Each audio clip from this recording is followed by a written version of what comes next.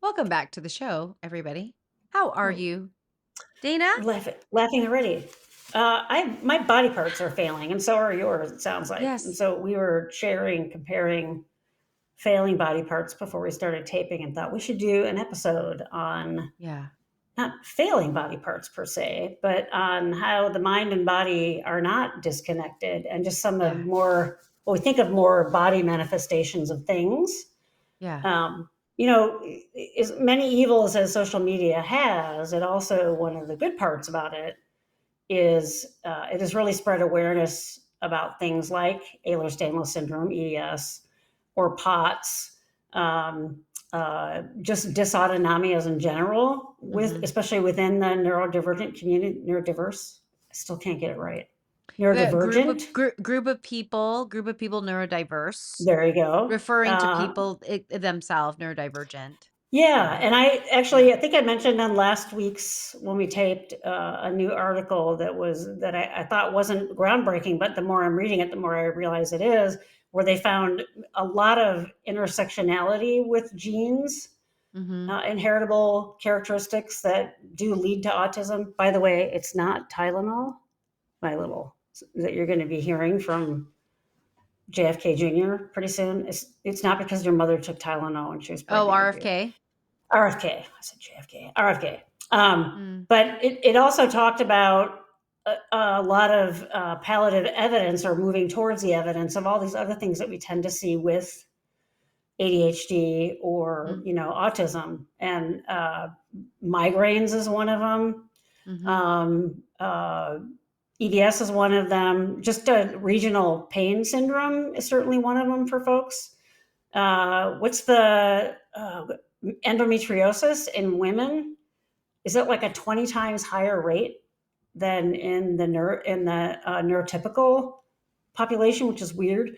But so people say, "Wow, that's weird." And to me, it sort of just it drives home the idea of how, if you have a genetic component that you've inherited from mom or dad, and it flips that switch, it's not just a matter of having these things that we talk about on the show, like executive functioning problems and being overwhelmed and sensory sensitivities. When I think of sensory sensitivity, I think of the nervous system. And the Mm-hmm. nervous system isn't separate from all these other systems, right? We 20 years ago would talk about antidepressants, and the only way we talked about them was in the brain. And now we know that there's like the second brain, your GI tract, that has just as much to do with producing and using neurotransmitters as your brain does. I mean, that was an amazing, groundbreaking discovery, right? And so those systems are working in concert with each other, and those are what controls your nervous system, what controls how your skin heals, blood pressure, sleep wake cycles. For women, cycles, right? Um, Controls how we respond to different cycles in nature: fall, winter, spring, and summer, extra light, not as much light, how we respond to stress, how we recover from stress, how we deal and fight off illnesses, whether they're bacterial or viral, all those kinds of things. So all those things are really, if you put them all in a big melting pot together, it's not as easy as I tell my students. I use this analogy. It's not like we used to think, where if you were making a salad, you would put all your salad stuff, you chop it up, you put it all in there, and you mix it up. But if you really had to, like if your life depended on it, you could separate out all those pieces still. You could tell which piece is a carrot, you could tell which piece is lettuce, whatever else it is you like in your salad. And that's not how those things go in combination in human physiology. The analogy then is, let's say you made batter to make a cake, right? As soon as you put it in the heat and you start to cook it, it turns into something else. You can no longer separate out its parts, right? It chemically changes. The bonds change. The chemistry bonds change, for lack of a better way to put it. Transforms into something that you no longer can disarticulate and make into something else, right? And that's really what genetics and our whole body is, and even things that you feel, things that you fantasize about, things that your eyes tend to see, et cetera, are all genetically driven, and they're like that cake, right? So 23andMe and some of these other biology companies where you can test your own genetics, they started out saying, here's your mother and father, and here's people you're related to. And then 23andMe kind of got in trouble. All that aside, they started saying things like, if it's genetically driven whether when you eat asparagus, whether half an hour later your pee smells funny. It's genetic. Not everybody's does. The rolling your tongue, Oh, those I are all can't do things that that, Dina. those are all things we sort of always known. But it's things like having a sensitivity to the smell of bleach, like it makes you nauseous. It's not everybody has that experience when they smell bleach, right? It's driven by that primordial soup that your body was in the oven and has turned into this thing, right? We're much more driven by and regulated by all those systems interrelating than we could ever dream of up until now, right? There was a lot of theorists in the 70s and 80s that talked about this, but it was mostly in terms of stress reactions. This guy named Bernie Siegel back in the 80s did some experiments with lab rats, exposing them to stress. And he was actually able to expose enough of them to stress that they started developing different kinds of cancer, right? Mm. So that was when we started to see the whole idea of, living your life on burning it at both ends and being stressed out all the time can actually flip those switches for cancer cells in your body, can actually sort of cause that sort of thing. And that's when you see that reaction in our field and in nutrition and everything else about why it's so important to take care of those things. So it isn't just our body responding to what's outside of us. It's our body driving and creating those things that are outside of us. And then affect and memories and everything else tied to that.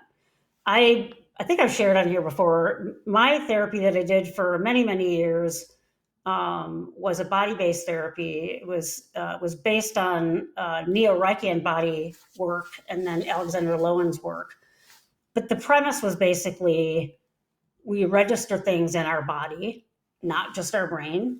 And it's to get at those places where we're holding chronic guarding against something. And it gets a little crazy sounding when you read the original Alexander Lowen stuff from the 70s. And it's very misogynistic and very reductionistic towards women. So that aside, but those basic ideas would be like, if I have this chronic stress in my neck back here, what am I bracing against? We've probably all known people that talk like this, like the soft talkers, Mm-hmm. right? Or I've known people that like a woman when she talks, if I didn't see her face, I would think that there was a 4-year-old talking to me in the room. And those things are can be driven by structures developing, not developing, different layers of stress long term that he called armoring in our body. And so that the therapy that I did would get at those various parts in your body and try to let out the memories associated with them, right? In the 60s, it's not like it is now. Dads didn't go into the hospital room with mom into the birthing center and have the baby. They just was like, okay, call me when the baby's born. I'm going to go play, golf. I had a profound experience in a bodywork workshop that I was at. I didn't even really know what was going on at the time.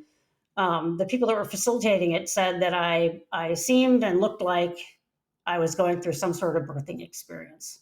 And I was even a little bit skeptical. I'm like, well, it could have just been that I was feeling this thing, and I don't know if that's what it was. But it was really life-changing and profound for me. And I remember after that workshop asking my mom about it. And she's like, well, nothing that I remember. Told my therapist, and who had been a nurse before, she's like, just get the records from the hospital. So back then, they didn't have electronic records. So I had to wait like 2 months because it was still on microfilm. You put in a, thing, get it back. Microfilm, Microfilm, microfiche. yeah. I got the records that were my mom as the mother giving birth.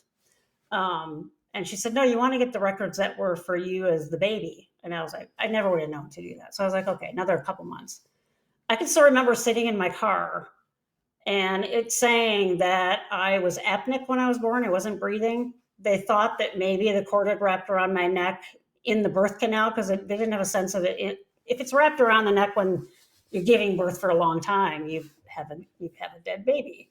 But they think it might have wrapped around there, or that I was just born cyanotic, not breathing well at all.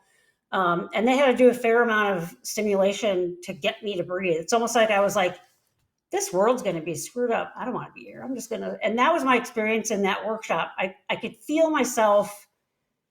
Obviously, I was breathing something because they said it was like 20 minutes. Your lips started to get a little bit blue, but your pulse was strong. And I had a sense of breathing from like a micro level almost. I had these teeny tiny little breaths, and very aware of that I wanted to not be there. I wanted to just leave, like disappear.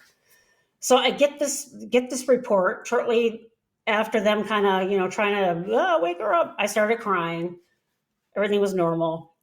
They never even told my parents, which you would Oh, never be able to do now. But in the 60s, you know, 5-10 minutes of a blue baby, it all turns out just fine. It's no worry. We we don't, slapped her around. She came slapped her to around. it, We have probably moved around. Maybe put something, the stuff you can put under the tongue to get to aliven a baby, if you will, wake them up. We used to do that to dogs and cats when we do C-sections.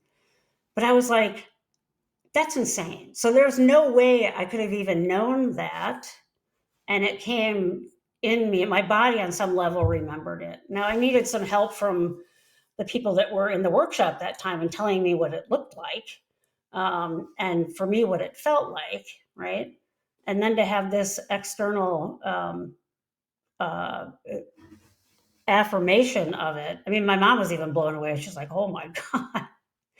So that's what we're talking about. Like, it's not as simple as your body and your brain's depressed. No, your body can be depressed, but it really, it's not just our brain that holds the memories of what we go through, right?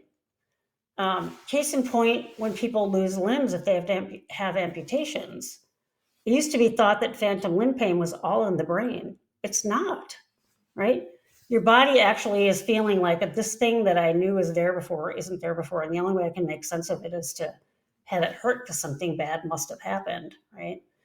It's just, to me, I hear those kinds of stories and I find that fascinating, right? mhm. And then really, that's Western medicine. There have been cultures on Earth for thousands of years who kind of already knew this. I mean, for us in the West, we're like, oh, we have to have a laboratory proof and be able to recognize the neural pathway. And if we can't, it's not a thing. We think about all these other cultures that are like, yeah, duh, of course we're all connected in that way. And by the way, we're connected with nature. It's a reason why a lot of cultures don't describe their physical being as separate from nature or Yeah. other entities in nature. Um, and so for me, it makes sense then that a lot of focus for folks, especially in the neurodivergent community, is about body stuff because we have a really highly unregulated nervous system, which is going to affect a lot of other things, right? And then it doesn't flow just one way. I have a thing going on with my thumb that I had surgery on 3 years ago, and I know it's been stressing me out. Like it's besides just the thumb hurting or not working right, it's affecting me in other ways, and not just because I might be facing another surgery. It feels different than that. It almost feels like it's physiologically doing something to me. Mm, I can't explain it. mm. But those sorts of things, I think, especially for neurodivergent clients, and this was true for me, I'm really glad that the therapist I got referred to was a body based therapist. And I started therapy long before I went to grad school. And I'm glad that happened because I couldn't like think my way through it. And I couldn't read books on it and say, oh, this is what I'm supposed to do and whatever. I had those experiences and then I'd learn about it later and be like, oh, that's what that was. And there was a freedom to that. And there also wasn't me getting stuck in the cognitions of trying to figure things out. And that's still kind of how I do myself now. And I think a lot of autistics do. They have an experience and then you need to have that period of time afterwards to make sense of it, to integrate it. And that's what therapists are great for, journaling or whatever. Because if you don't, it just sort of floats around out there and you never deal with it, right? Yeah. I mean, I like let's go back to like we were talking about dysautonomias and I Yeah, just want yeah, to make sure that like, everyone knows what we're talking about. So, yeah, people typically know what the nervous system is. We've got yeah. two two divisions of the nervous system, the central nervous system and the peripheral nervous system. So the Hmm. central nervous system really our brain, spinal cord, Right, you know, right. the peripheral connecting that to the other parts of the body. And That's under right. that peripheral nervous system, we've got the somatic nervous system Hmm. and the autonomic. I don't know. Yep. And Yep. so somatic is like our voluntary stuff, like I Hmm. lift my Hmm. arm, I move my leg, Hmm. I'm manually consciously doing something. Yeah, yeah, Autonomic nervous system, right, is all the involuntary stuff, the yeah, heart yeah. rate, the digestion, these. So when we say dysautonomia, we're talking about the Mhm. autonomic nervous system. And breathing is the And only one that can fall under either or. We it, can breathe yes, purposefully, but most of the time it just happens on its own. I Yeah. mean, hopefully it's like also like happening without us knowing. Right. Yeah. Yeah. Exactly. um, so a lot, so, you know, this is becoming, I think, more and more, um, That's what I meant by we're social understanding media. this Yeah, more and more. spreading that. More people are becoming aware. Yeah. So Yeah. dysautonomia means there's a problem in some way with that autonomic system. Yeah. So, like, I have POTS, which is postural orthostatic tachycardia syndrome. So we've all had that experience where you've been laying down or you've been sitting down for a long period of time. Maybe you're a little dehydrated, and you stand up too fast and you get lightheaded.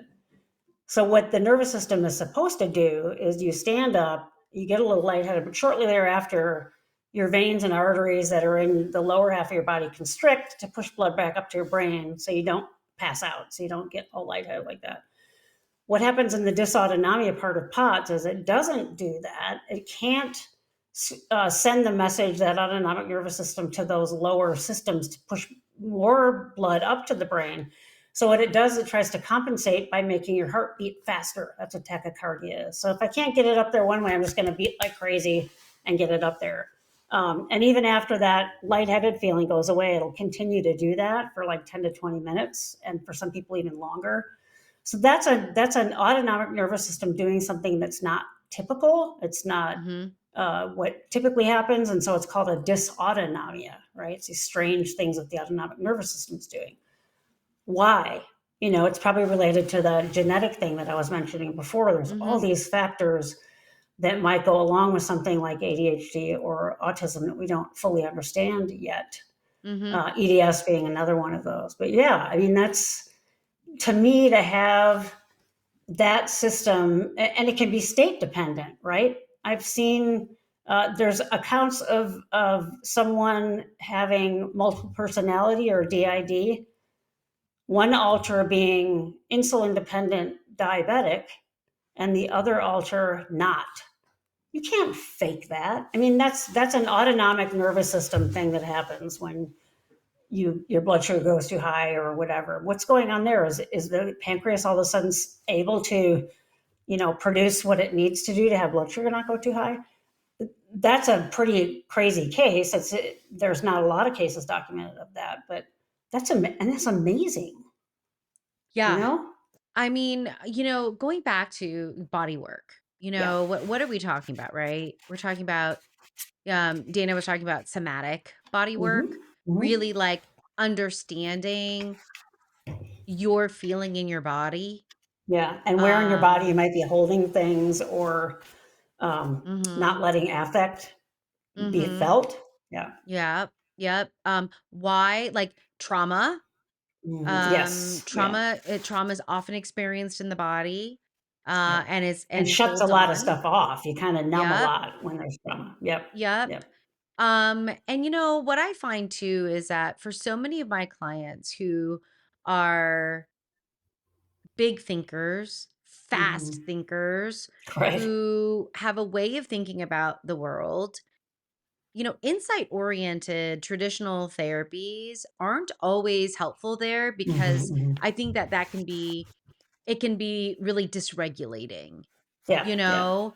And for clients who really struggle in that language space, not because they don't have language and communication, but Right. because Right. they almost like overthink Yeah. all of it. And there must be a very specific way of did and I can't get the Yeah, like, yeah, yeah, body work can yep. be a really powerful Oh, place yeah, yeah. to, understand yourself. Yeah, and if you talk about trauma or someone who's been told their whole life that their explanation for how they feel isn't right, then they Mhm, may even be even more pensive to mhm, share those things with you. So body work mhm, can move beyond that. We yeah, brought up before we logged on craniosacral work. I've had mhm, some of that done, and you've recently had some of that. And mhm. I've had some, uh, what's the needles thing? I'm blanking Oh, on the name again. acupuncture? Acupuncture. One of my Mhm, ankles hurt. This is like 30 years ago, and my friend was doing it. And I'm like, oh, whatever. It's not gonna harm me. And it worked. I was like, whoa, that's pretty crazy. It took the pain away. So that sense of listening, using that as barometers, like if I'm really feeling fearful about something and I'm not dealing with it well, my asthma symptoms will exacerbate. mhm, So now I can say to myself, okay, what there must be something else going on that I'm not attending to, that I'm not aware of, and I need to sort of set back and listen to that. I've yeah, learned over the years that that's a sign for me that I'm fearful about something that I haven't dealt with it, right? yeah, So those kinds of things, to there's been some new agey kind of things out there. Pamela Hayes has this book that has a appendix in the back that says, shows talks about different body parts and what the potential meaning could be. And it's not going to be the case for everybody. Like if you have an mhm, eye issue, what don't you want to see? And sort of what is the body speaking? If you have a foot thing, I can't stand it if you can't stand up. And sometimes those things are just a good place to start to learn some of your own dictionary of what your body's telling you, mhm, what your needs are. And it cuts through the cognitive rationalizing in too many words. It just gets right to it, right? yeah, I yeah. could sit with my therapist for 3 sessions and not be able to get at something, and then she could just do the back here where it was tight perpetually all through graduate school, and I'd just be sobbing Oh, I within like know. seconds, right? Yeah. It's so interesting because I was overcome, like, so, I've had a lot go on in life. Hmm. I would say just like my life in general is, it, as with everyone, But has this last year, you've had an inordinate amount of, yeah, yeah, yeah, yeah, yeah. this last year with the fire and everything Hmm. and the displacement and the insurance and all of that. Yeah. But I just, realized, moving back into my home after being 8 months displaced Mm. and realizing that now that like we've kind of settled back into the house, Mhm. that I didn't realize how much I had just been like head down, gritting and Mhm. bearing it, just doing what needed to be done and coming Mhm. back home and getting everything kind of settled, being overcome with how stressful and how Yeah, much it has yeah. been. So I went to a cranial sacral appointment. Mhm. And I It's think what awesome. always strikes me about those is it's extremely gentle, Mhm. quiet, Mhm. and present. Yeah, loving, I would even say, because it is that Loving quiet would sort of it be feels supportive. Yeah. yeah, and I mean clearly like I'm seeing a very talented Mhm. practitioner Mhm. who literally just has like like healing hands, right? Mhm. But I never leave aside like, I was just telling Dana before we got on that I literally felt my body snap back into place. Like, I It's almost like imagine, a like spiritual yes, chiropractic. that's exactly, like, I was Yeah, yeah. imagining I described to her, what I had imagined was that, in the movies or cartoons where the body spirit is, like, Yeah. outside of the body and then Yeah, it comes yeah. back into the body. Yeah, yeah, Like, it yeah, wasn't that dramatic, but it felt very like, there was almost a relief. I felt like yeah. my fingers and toes again, which was, like, so strange. I've Like had that happen where I've kind of been not realizing that I'm kind of constricting yeah, my throat, and I'll have a piece like that done, and all of a sudden my voice gets really low and I feel I know. grounded. Yeah, it's crazy. Yeah. Yeah, I just felt back into my body. I felt my yeah, body again, which was, like, so funny. yeah. But I was just so overcome with her presence. Mhm, mhm. And I have not left a session without literally crying. Yeah, And, like, yeah, not much is being said. yeah. It doesn't need to It's be.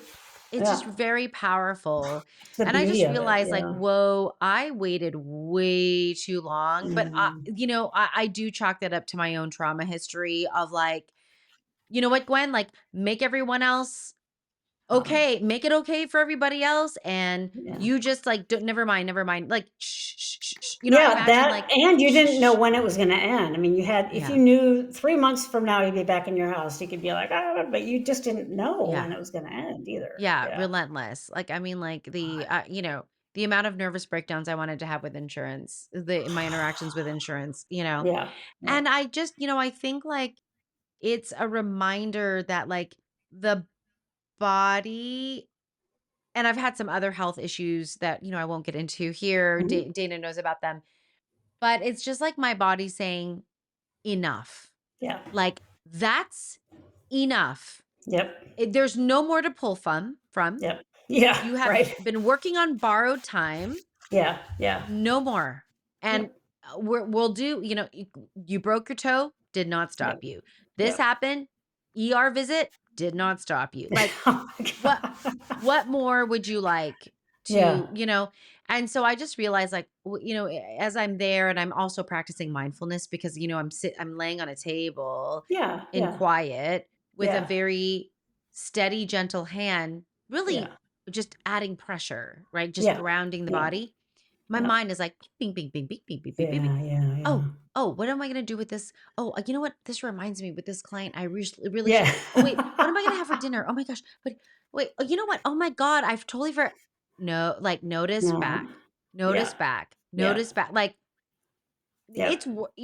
it's not, even though Dana and I think talk about this, we Yeah. both have a real, like, relationship with how difficult this is to achieve. Oh, yeah, yeah, yeah, absolutely. Yeah, there's newer research coming out that says when you're, like, in a surgery and you're under anesthesia, they give you things to paralyze you, they give you things to not feel pain, but the body still knows it's happening. Yeah. And it doesn't matter if you wake up and everything's fine and you still have a nerve block or whatever. Your brain is still going, ah, right? Because tissue's been damaged or whatever. Yeah. And then we used to talk about things like I can remember one of my very first surgeries that I had to have. I had an ovarian cyst, and my boss at the time had had that too. And she said, "Just be aware." We didn't not even talking about any of this. She just said, "I cried a lot after surgery, not because of the pain of the surgery. I was just really emotional." And she'd say, "For no reason." And I was so glad she told me that because I was. I was just like 2 or 3 weeks after it all happened, and I felt like the physical part was starting to turn a corner. I just felt this profound sadness for like my body, and it's of course your brain is going to acknowledge somehow that something like that happened, right? And it's hard to break through the static when you're thinking about things like I need to take care of this, I need to do that. Mhm. And that's what's so great about various types of body work. And you can find one that works for you because not Mhm. all of them work for everybody.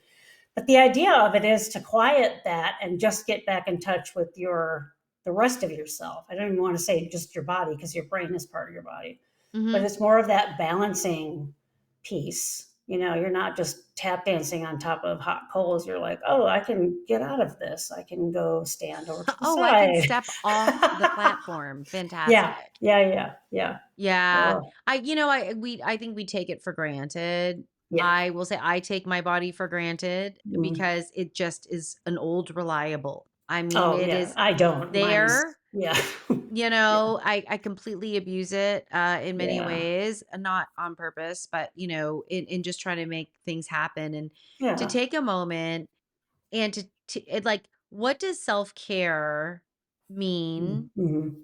and what does it look like for you in particular, Yeah, And I yeah. think And when for we me, get I into don't take these it for granted. I can't yeah, because of all the stuff, the you can't issues that I've because had. Yeah, it's too in your face, Dana, but, yeah, yeah, you know, uh, we ignore the nervous system, yeah. And it and runs people are like, everything. "What It, the hell is it, that?" it Like, it's responsible for fueling everything. Everything. People think, oh, hormones are separate. No, it's the nervous system that's controlling all of that. The nervous system. And your hormones have an effect on your nervous system. It goes both ways. And Yeah. that's what we're starting to realize more, right? Yeah. Yeah. Yeah.